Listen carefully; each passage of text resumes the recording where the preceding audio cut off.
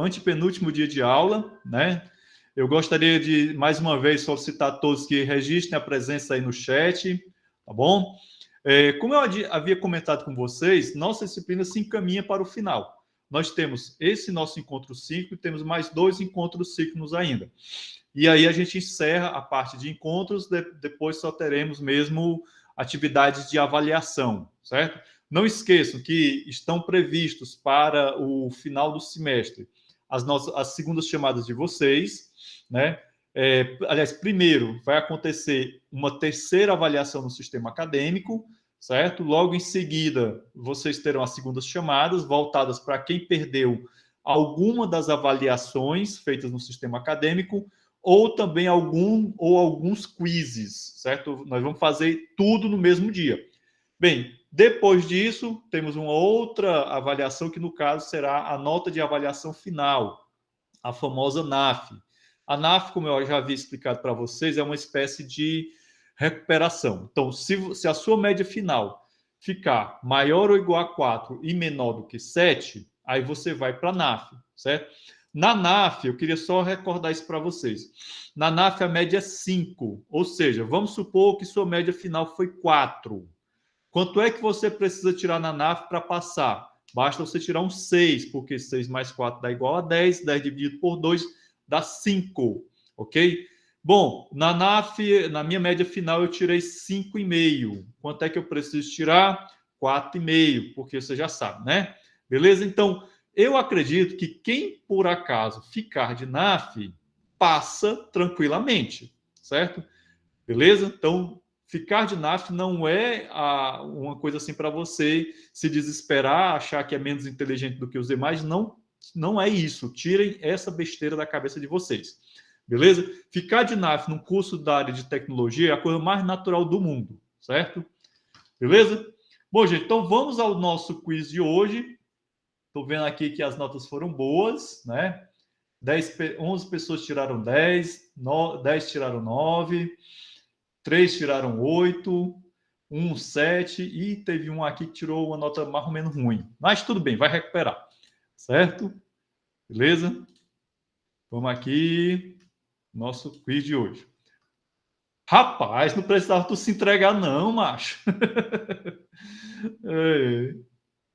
Oh, vocês engraçados. Olha, eu já disse uma vez, acho que foi para um colega de vocês, ou foi para uma colega, que eu estou gostando muito da turma de vocês, né? E ainda bem que vocês ainda têm mais um semestre comigo, porque realmente a turma de vocês é bem interessante, vocês são participativos, né? Divertidos também. Eu me divirto muito aqui e acolá com as coisas que vocês escrevem lá no nosso grupo do WhatsApp e até aqui no chat também, certo? Ainda bem que vocês ainda têm, e eu tenho mais um semestre para me divertir com vocês. Bom, gente, vamos deixar essas falas para a nossa última aula do semestre, né?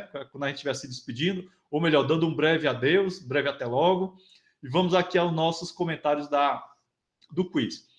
Essa nossa aula de hoje encerra o nosso tópico sobre lógica modal, certo? E como eu havia dito para vocês, o que vocês viram de lógica modal é apenas assim a pontinha do iceberg, certo? É só mesmo assim para despertar o interesse de vocês em estudar os sistemas modais. E vejam bem, quando eu falo de lógica modal, eu estou falando de um sistema que inclui várias e várias lógicas. E uma lógica modal que é muito utilizada dentro do âmbito da ciência da computação é a lógica modal temporal. Então, fica a dica para quem quiser se aprofundar nesses estudos, de repente transforma isso em um futuro TCC, certo? Entendido? Então fica a dica aí, lógica modal temporal é um tópico interessante, há muita pesquisa sendo feita nesse campo. Existem alguns provadores automáticos de teoremas da lógica modal, inclusive tem um material que eu disponibilizei para vocês lá naquela nossa pasta compartilhada, que fala sobre ele, certo? É um software onde você entra lá com as suas fórmulas da lógica modal temporal e ele vai verificar se elas são válidas ou não, certo? Bem, mas vamos aqui para o nosso quiz de hoje. Nosso quiz de hoje bem tranquilo também. Acerca de uma sentença contingente, podemos afirmar que... Então, lembre-se sempre, quando eu falo de sentença contingente, é toda sentença que ela nem é uma tautologia, ou seja, não é uma sentença válida, e nem é uma contradição, certo? Isso vale dentro do âmbito da lógica proposicional, vale na lógica de predicados, vale na lógica modal. Acredito eu que em qualquer sistema lógico, né, vale essa noção de contingência. Claro, tem uns sistemas lógicos que têm umas paradas mais exóticas, né? Como, por exemplo, a lógica paraconsistente. Então, é um tipo de lógica que ela foge de alguns dos princípios que a gente vê na lógica proposicional. Mas isso também é um assunto para pesquisa, certo? Então, uma sentença ela é contingente, ela não é uma tautologia, correto, 24 pessoas assinalaram, ela não é uma contradição, perfeito, certo? Mas teve 3 pessoas que se confundiram aqui, né? E botaram que ela também pode ser chamada de contradição. Não, não pode ser chamada de contradição de jeito nenhum, certo? Contingência é quando ela não é uma contradição nem uma tautologia. Ou seja, uma sentença contingente, ela tem tanto o valor de verdade V quanto o valor de verdade F, certo? Essa é a característica, a propriedade principal de uma sentença contingente, beleza? Vamos lá. A demonstração que foi apresentada no vídeo é um método de refutação 100% correto, não tem muito o que se discutir aqui, certo? Então, acredito eu que vocês já perceberam que desses métodos semânticos que a gente utiliza para verificar a validade de argumentos, de sequência, etc. e tal, sempre eles são métodos de refutação, certo? Os métodos semânticos, eles trabalham dentro dessa perspectiva. Você nega a conclusão e vai procurar uma contradição. A negação de uma sentença necessária equivale à alternativa correta à possibilidade da negação da sentença. Então, não esqueçam jamais, quando uma sentença ela é dita necessária, né, que ela se eu digo assim, é necessário que A seja verdadeiro, eu estou dizendo que é impossível que A seja falso, certo? Mas se eu nego uma sentença que é necessária, então eu estou admitindo, né, a possibilidade da negação da sentença, certo? Então, sempre vocês precisam lembrar disso. Existe a sentença necessária, necessariamente verdadeira, necessariamente falsa, e existem as sentenças possíveis, né? As sentenças possíveis, como você já deve ter notado, elas são mais flexíveis, né? Já uma sentença necessária, ela é bastante rígida, né? Então, necessariamente verdadeira é uma sentença que é impossível ser falsa, necessariamente falsa é uma sentença que é impossível ser verdadeira. Por favor, não esqueçam disso jamais. Vamos à próxima. A ideia de mundos possíveis surgiu a partir dos estudos de Leibniz. A maioria acertou, só alguém se confundiu aqui. Gente, ó, não esqueçam jamais. Leibniz foi um filósofo matemático que, na época dele, ele foi um dos pais do cálculo, certo? Existe uma briga, digamos assim, dentro do mundo da história da matemática, né? Entre os matemáticos, em atribuir quem é o pai do cálculo, se é Leibniz ou se é Newton. Alguns dizem que é Leibniz, outros dizem que é Newton, alguns dizem que ambos são os pais do cálculo, certo? Enfim, é uma celeuma grande, ok? Mas tanto Leibniz quanto Newton deram grandes contribuições para o cálculo, mas enfim, hoje em dia Newton tem mais a fama de ser o pai do cálculo que Leibniz, né? E Leibniz também era um estudioso da lógica, certo? Leibniz tinha um projeto que era de pegar toda a matemática e expressar ela através da lógica. Foi um projeto bastante ambicioso. A pessoa que assinalou aqui Frege deve ter se confundido com a questão da lógica de predicados, certo? Então, Frege foi um dos primeiros, né, a se preocupar com a lógica de predicados. Ah, beleza, Renan. Boa essa tua fala aí. Todo mundo escreveu dos alunos. Vamos lá. Utilizamos os mundos possíveis e acessíveis para eliminar operadores de possibilidade. Verdadeiríssimo. No nosso segundo tempo, eu vou resolver a lista.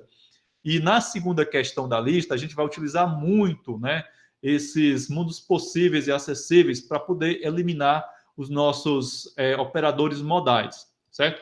Vocês vão ver no nosso segundo tempo que a verificação de uma sentença modal utilizando árvore semântica, é muito parecido com tudo aquilo que a gente já viu de árvore semântica lá na lógica proposicional, certo? A diferença é que você tem que eliminar os operadores modais.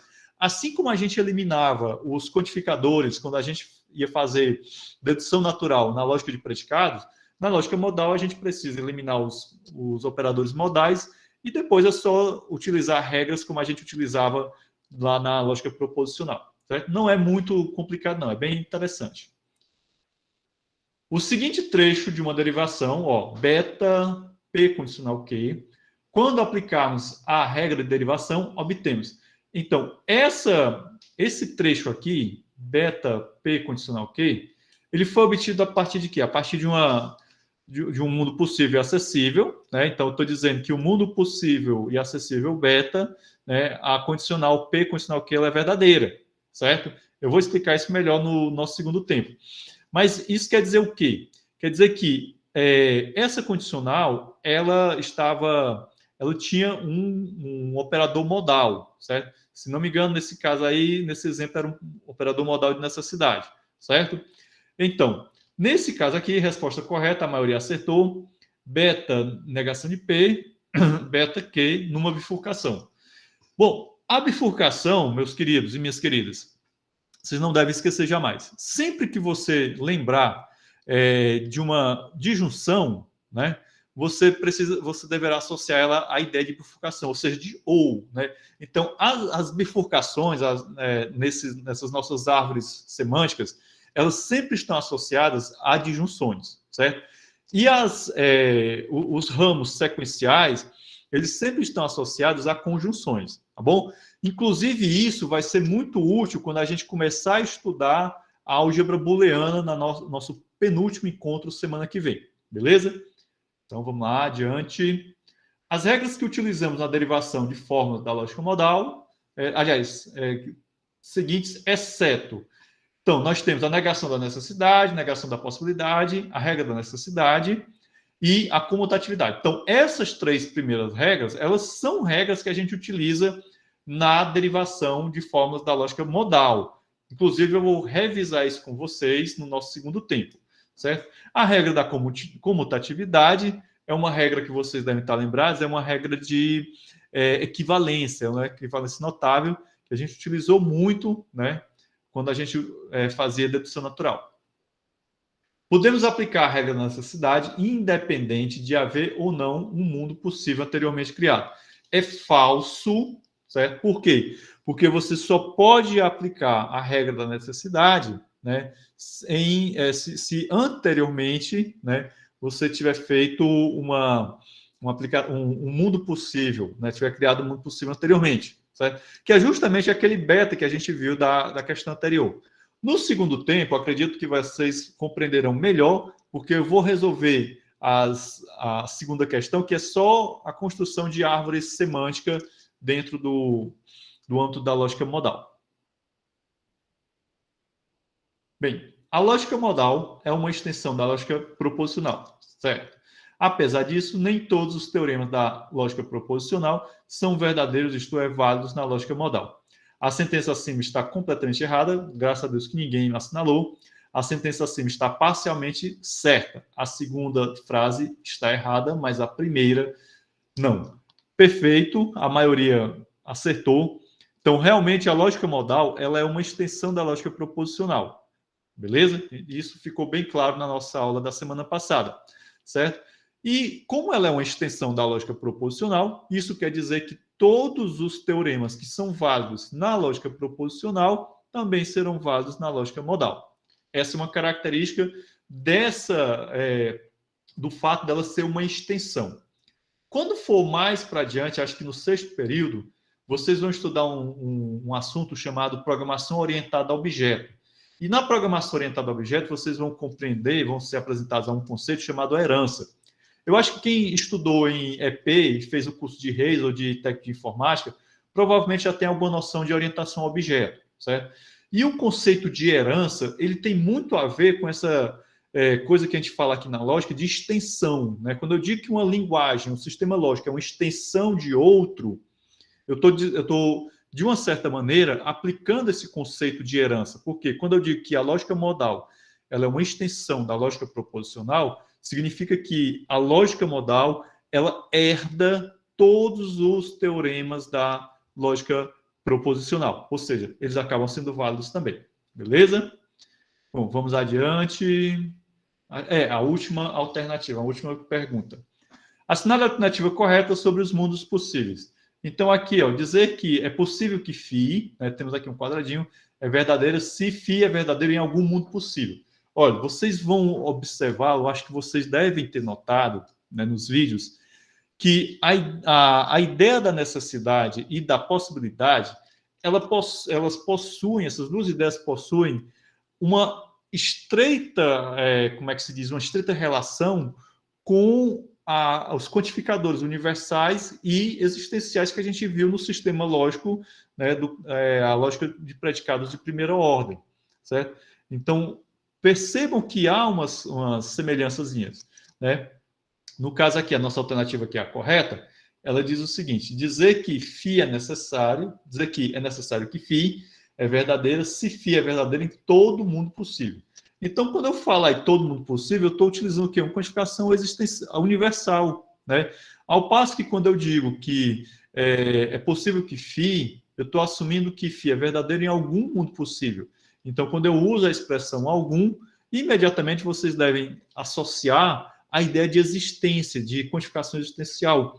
Quando eu utilizo o operador modal de necessidade, vocês vão lembrar que é necessário que Φ é verdadeiro se Φ for verdadeiro em todo mundo possível. Certo? E aí, no segundo tempo, a gente vai ver umas definições que vão complementar essa ideia de mundo possível e vai ficar mais claro para vocês. Beleza? Bom, meus amigos, então, parabéns aqui pelo quiz, né? Boa parte da galera tirou nota boa, parabéns, fico feliz com isso. Vamos aqui parar aqui a nossa apresentação. Ó, são 10h46, 10h46 aqui no meu relógio. Daqui a 10 minutos a gente volta. Né? Aliás, vamos fechar às 11 horas. Então, vamos dar um pouquinho. Hoje eu vou ser mais generoso com vocês no intervalo. 11 horas a gente volta, ok? Então, interromper aqui a gravação. Quem não registrou frequência agora, registre no segundo tempo. Gravação interrompida, dou-lhe 1, dou-lhe 2, dou-lhe 3.